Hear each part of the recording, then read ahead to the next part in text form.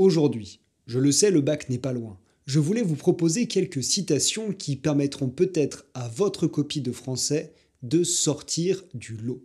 Des citations que vous pourriez utiliser en amorce, dans le développement d'une dissertation, pour éclairer l'un de vos commentaires, ou même en ouverture. On va voir ensemble une dizaine de citations, je les ai classées par thématique, elles abordent les différents genres littéraires, je vais vous les présenter, je vais vous les expliquer brièvement. Vous verrez que, pour certaines, elles sont très courtes, donc faciles à retenir. Servez-vous, et surtout n'encombrez votre mémoire qu'avec ce que vous jugerez opportun. On commence avec 3 citations sur le roman. Le roman est l'histoire des hommes. Ici, Alphonse Daudet affirme que le roman représente la réalité. Chaque roman raconte une tranche de l'histoire de l'humanité. Il n'est donc pas tout à fait fictif, il n'est pas sans lien avec le réel. C'est un peu la même chose lorsque Stendhal écrit qu'un roman est un miroir qui se promène sur une grande route. Tantôt il reflète à vos yeux l'azur des cieux, tantôt la fange des bourbiers de la route. C'est un peu long, hein. Retenez au moins qu'un roman est un miroir, c'est déjà pas mal. Ça signifie qu'il nous montre notre réalité. Une citation simple à retenir et qui peut se montrer très efficace si vous questionnez les rapports entre fiction et réalité. Pour terminer sur le roman, Gustave Flaubert écrit dans son dictionnaire des idées reçues « Romans, pervertissent les masses ». Alors c'est étonnant de la part d'un romancier de nous dire que les romans pervertissent les masses, qu'ils sont nocifs. Ici, Flaubert ironise, évidemment, et sous-entend qu'on accuse le roman de nuire, d'influencer négativement la population en la faisant rêver, peut-être en la distrayant. L'équivalent du procès qu'on pourrait aujourd'hui intenter à la télévision ou aux réseaux sociaux. On passe au théâtre et je voudrais commencer avec des citations de Victor Hugo. La première pour nous dire combien le théâtre est libre. Mettons le marteau dans les théories, les poétiques et les systèmes. Jetons bas ce vieux plâtrage qui masque la façade de l'art. Il n'y a ni règle, ni modèle. Il n'y a ni règle ni modèle, c'est l'essentiel. À avoir en tête si vous devez expliquer l'émancipation du théâtre depuis le début du XIXe siècle et les productions des auteurs romantiques. Victor Hugo cherche à aller contre les règles très strictes qu'énonçait Nicolas Boileau dans son art poétique. Vous savez, la règle des 3 unités notamment. Qu'en un jour, qu'en un lieu, un seul fait accompli tienne jusqu'à la fin le théâtre rempli.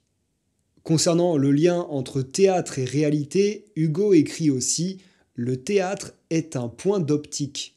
Tout ce qui existe dans le monde, dans l'histoire, dans la vie, dans l'homme, tout doit et peut s'y réfléchir, mais sous la baguette magique de l'art. » En bref, le théâtre nous montre ce qui est, il nous montre le monde grâce au travail du dramaturge, sans oublier une certaine dimension esthétique. Parler du théâtre sans parler de Molière, c'est difficile. Je vous présente donc une dernière citation sur ce genre littéraire. « Le devoir de la comédie étant de corriger les hommes en les divertissant, j'ai cru que, dans l'emploi où je me trouvais, je n'avais rien de mieux à faire que d'attaquer par des peintures ridicules les vices de mon siècle. » Selon Molière, l'objectif de la comédie est de corriger les hommes en les divertissant, de les éduquer tout en les faisant rire. Castigat ridendo mores pour les spécialistes. Parlons de poésie maintenant, avec une nouvelle citation un tantinet provocante de Gustave Flaubert, poète synonyme noble de nigaud, rêveur. En bref, la poésie serait selon son dictionnaire des idées reçues une discipline complètement dissociée du monde réel, pas très utile, trop peu concrète. Encore une fois, il énonce des idées reçues, des opinions auxquelles il n'adhère certainement pas, mais ça fait réfléchir. D'ailleurs, Victor Hugo nous propose l'exact contraire de ce point de vue. Le poète ne doit avoir qu'un modèle, la nature, qu'un guide, la vérité. Une vision très différente de celle de Gustave Flaubert, puisqu'ici on est sur une vision assez concrète de la poésie. De son côté, Verlaine insiste sur la dimension esthétique des poèmes, sur leur son, sur leur rythme. Pour lui, la poésie, c'est, ouvrez les guillemets, de la musique avant toute chose. On termine avec 2 citations sur l'argumentation, et la première pourra vous servir si vous tombez sur un texte engagé, quel qu'il soit. La persuasion est plus efficace que la violence. La citation parle d'elle-même. Mieux vaut un discours ou un texte qu'en venir aux mains, je ne m'étends pas sur le sujet. Pour terminer, La Fontaine écrit « L'apologue est composé de 2 parties dont on peut appeler l'une le corps, l'autre l'âme. Le corps est la fable, l'âme est la moralité. » L'apologue, la fable ont donc une apparence physique, palpable, une image qu'on se représente, le récit, une gentille petite histoire avec des animaux qui parlent.